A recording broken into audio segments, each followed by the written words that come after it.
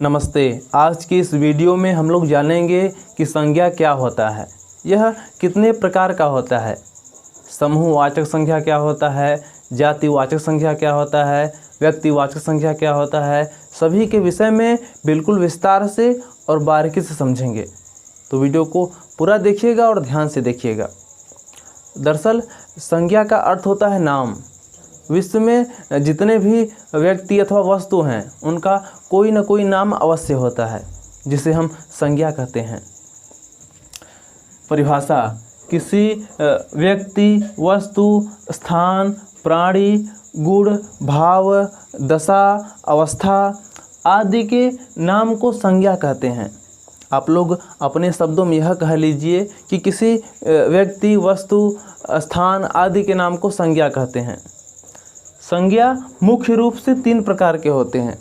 संज्ञा मुख्य रूप से तीन प्रकार के होते हैं: व्यक्तिवाचक संज्ञा, जातिवाचक संज्ञा तथा भाववाचक संज्ञा। जातिवाचक संज्ञा से दो संज्ञा और बाहर निकल कर आते हैं। कौन कौन से? समूहवाचक संज्ञा तथा द्रव्यवाचक संज्ञा। अब आइए जानते हैं क्रम से कि कौन सी संज्ञा में क्या क्या आता है। व्यक्तिवाचक संज्ञा: जिस शब्द या नाम से किसी विशेष व्यक्ति अथवा वस्तु का बोध होता है उसे हम व्यक्तिवाचक संज्ञा कहते हैं। जैसे कि महात्मा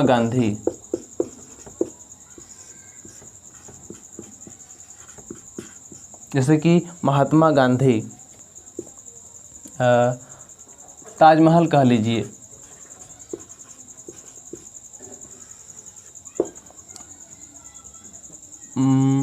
राजेश कह लीजिए आदि। अर्थात जिस शब्द अथवा नाम से किसी विशेष व्यक्ति या स्थान का नाम भी लिख दीजिए एक ठो, जैसे दिल्ली।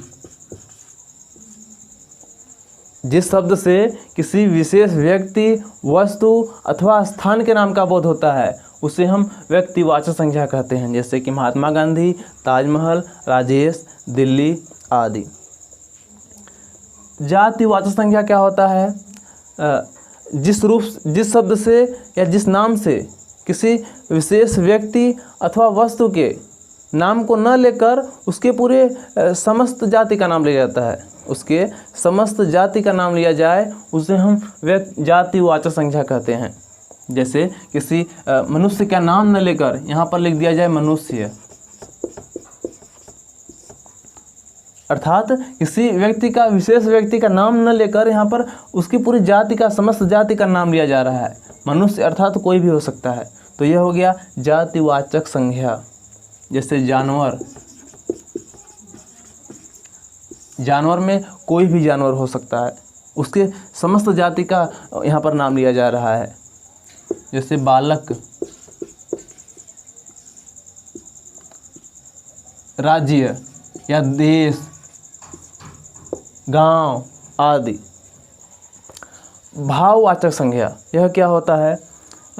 जिस शब्द से किसी विशेष व्यक्ति या वस्तु के गुण, दशा, भाव, धर्म, अवस्था आदि का बोध होता है उसे हम भाववाचक संज्ञा कहते हैं। जैसे कि किसी के गुण को लिख दीजिए ईमानदारी, ईमानदार। किसी के भाव, जैसे क्रोध, उसको लिख दीजिए क्रोध, दया, करुणा आदि। दशा, किसी व्यक्ति की दशा को लिख दीजिए, जैसे गरीबी। तो ये सब क्या हो जाएगा? ये सब हो जाएगा भाववाचक संज्ञा।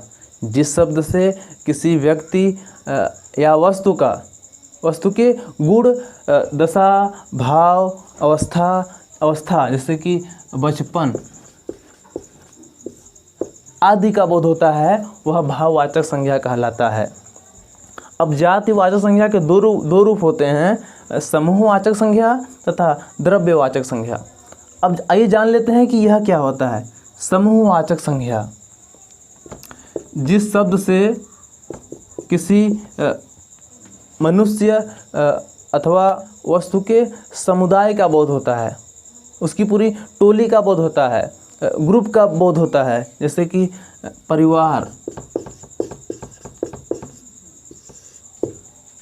परिवार हो गया, कक्षा हो गया, यह होता है समूहवाचक संज्ञा।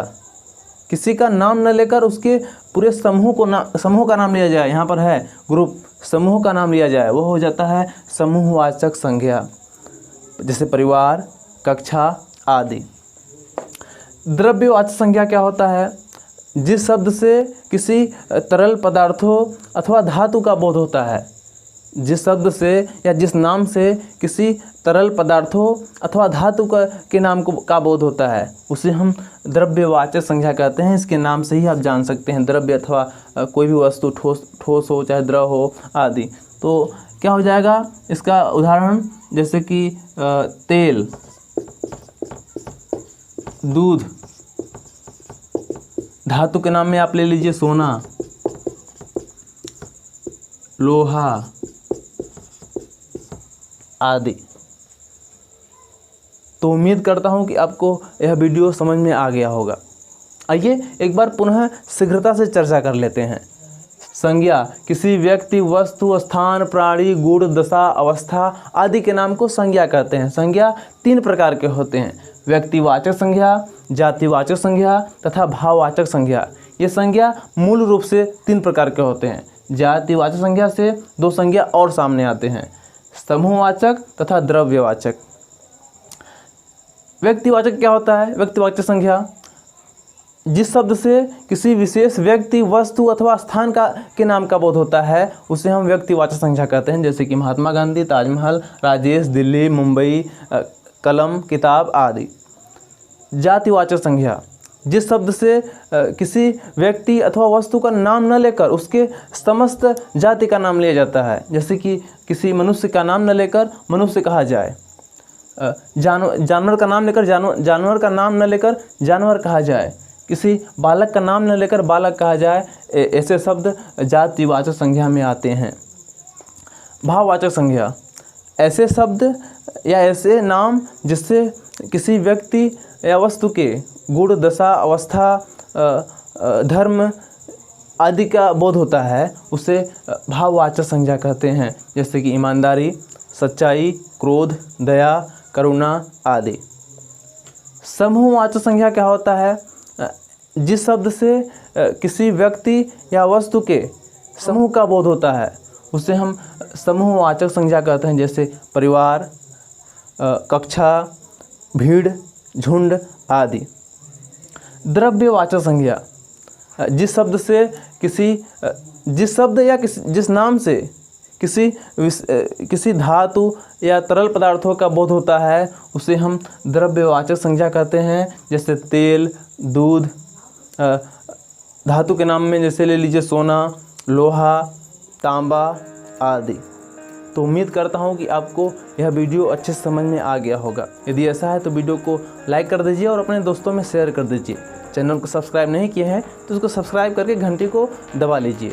चलिए मिलते हैं अगले वीडियो में एक नए विषय पर। तब तक के लिए आप लोग पढ़ते रहिए और ध्यान से समझते रहिए।